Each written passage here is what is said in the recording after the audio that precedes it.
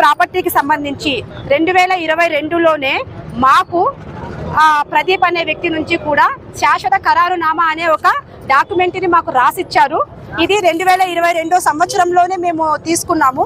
అయితే అప్పటి నుంచి మేము రిజిస్ట్రేషన్ వరకు వెళ్ళలేదు. ఎందుకు అంటే గనక అప్పటికి ప్రదీప్ వాళ్ళ తండ్రి గారు లేరు. అయినప్పటికీ కూడా ప్రదీప్ యొక్క తండ్రి గారు ఏదో తను లోన్ తీసుకోవడం వల్ల అది లోన్లో ఉండిపోయింది. ఆ లోన్ తీర్చే వరకు కూడా ఇది రిజిస్ట్రేషన్కి కుదరదు అని చెప్పడం వల్ల మేము కూడా ఆగిపోయాము. సో 2023 డిసెంబర్లో దాన్ని లోన్ని క్లియర్ చేశారు వాళ్ళు. మేము 2024 జనవరిలో ఒకసారి అడిగి చూసాము. అప్పుడు మేము చేస్తాము అని చెప్పారు వీళ్ళు అప్పటికి.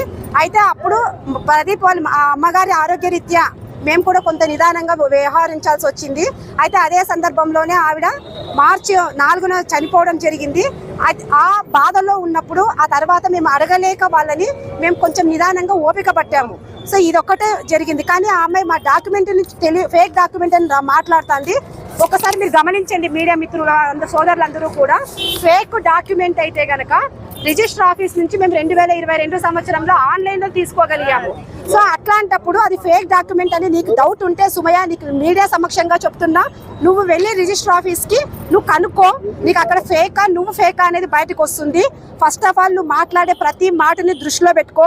4 రోజుల్లోనే 40 రకాలుగా మాట్లాడుతున్నావు.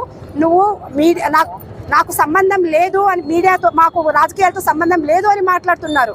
కానీ మమ్మల్ని ఆ భర్త చెప్తాడు, మమ్మల్ని నా భార్యను ఎవరో కారులో తీసుకుపోయి మాట్లాడిచ్చారు, నాకు తెలియదు అని ఒక మీడియా సోదరికి కూడా ఆ సుమయ్య భర్త షరీఫ్ చెప్పాడు. భర్త భార్యలు ఇద్దరు మీరు నాటకాలు ఆడుతూ, మీరు డ్రామాలు ఆడుతూ ఫ్రీగా వస్తుంది కదా ఆ ప్రాపర్టీని కొట్టేయాలనే దురుద్దేశంతోనే మీరు ఇవన్నీ తీసుకొచ్చి చెప్తున్నారు తప్ప ఇంతలో జరిగేది కాదు. మా సొంత ప్రాపర్టీని మేము ఎట్లా రక్షించుకోవాలో మాకు తెలుసు.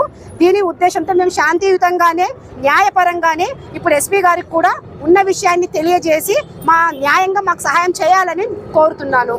భూ కబ్జాలకు గురి చేస్తూ ఈరోజు అనంతపురం నగరంలో ఏదైతే 6వ క్రాస్ లో ఉన్నటువంటి ఒక కార్నర్ బిట్ ను ఈరోజు కబ్జాకు గురి చేసి ఈరోజు ఇబ్బందులకు గురి చేస్తున్నటువంటి షరీఫ్ సుమయాలపై చట్టపరమైనటువంటి చర్యలు తీసుకోవాలని చెప్పేసి ఈరోజు ఎస్టీ ఎస్సీ బీసీ మైనార్టీ వర్గాల సంఘాల ఆధ్వర్యంలో ఈరోజు అనంతపురం నగరంలో ఉన్నటువంటి అంబేద్కర్ విగ్రహం దగ్గర ఈరోజు ఆందోళన కార్యక్రమం నిర్వహించడం జరిగింది.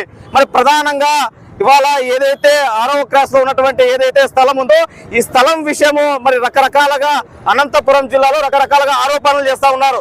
మరి ఈ యొక్క నిజంగా ఎవరైతే ఓనర్స్ ఎవరైతే ప్రదీప్ వాళ్ళు ఉన్నారో, నిజంగా ప్రదీప్ వాళ్ళు ఎవరైతే సుమయ్య భర్తకి అమ్మింటే మరి రికార్డెడ్ గా ఎవరైనా రియల్ ఎస్టేట్ చేసేటువంటి అనేక మంది మేధావులు ఉన్నారు ఈ జిల్లాలో. మరి ఒకసారి ఆలోచన చేయాలా, అమ్మేటువంటి ఆలోచన ఉంటే నిజంగా న్యాయబద్ధంగా చట్టబద్ధంగా వాళ్ళు అమ్మితే మరి రూల్స్ ప్రకారంగా టోకెన్ అమౌంట్ కడతారు, అగ్రిమెంట్ చేసుకుంటారు, తర్వాత రిజిస్టర్ చేసుకుంటారు.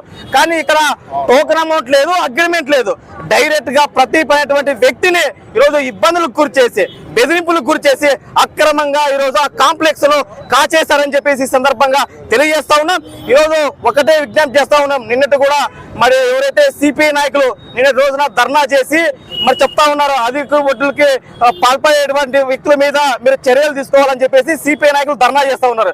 మరి నిన్నటి రోజున చూస్తే అదే సిపిఐ నాయకులు ఆ కాంప్లెక్స్ దగ్గర మరి ధర్నా పెట్టి ఎవరైతే అధికారులకు వడ్డీలకు ఇచ్చారో వాళ్ళని కాపాడే ప్రయత్నం సిపిఐ నాయకులు చేస్తా ఉన్నారని చెప్పేసి సందర్భంగా తెలియజేస్తా ఉన్నాం. ఇప్పటికైనా ఇలాంటి వ్యవహారాలను మానుకొని ఎవరిది న్యాయం ఎవరిది అన్యాయమో మీరు ఇరు పక్షాలని విచారించి ఆ తర్వాత ఎవరికి అన్యాయం జరిగింటే వాళ్ళపైన మీరు కూడా పోరాటాలకి సిద్ధం కావాలని చెప్పేసి పిలుపునిస్తా ఉన్నాం.